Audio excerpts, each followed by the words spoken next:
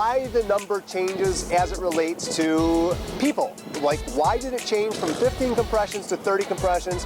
If I do 30 compressions instead of 15 compressions on an infant, child, or adult, am I doing it wrong? Is it going to hurt the patient? And I really wanted to address that because it's been a long time passion of mine, actually, to debunk the myth of a specific number of compressions in order to have the 100% guarantee that it's going to cure the patient in cardiac arrest. One of the things that I found as a paramedic and an educator was that there's a lot of misunderstanding when it comes to cardiopulmonary resuscitation. Number one, CPR is only about 20 to 25% of the circulation capability that the heart does normally when it's contracting from top to bottom. So through compressing the chest and then squishing the heart, we're really only getting a percentage of the oxygen circulation anyways, not nearly enough to keep the patient alive for a long period of time. At best, we're circulating some oxygenation to the brain, the heart, and some of the vital organs in order to try to slow down the death process. Remember, no breathing, no pulse means dead. Regardless of whether it's clinical or biological, temporary or permanent, no breathing and no pulse, dead.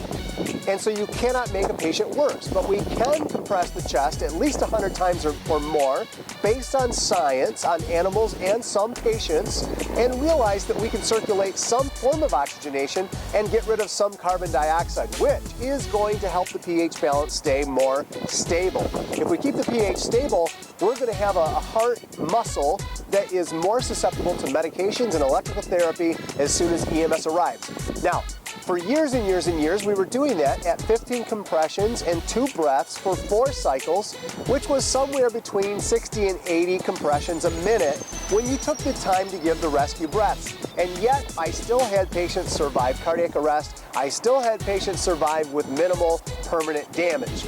Then we started getting more aggressive and went to immediate compressions as of 2005, fast and deep, at least 100 a minute, and we still have people who survive, and we still have people who stay dead.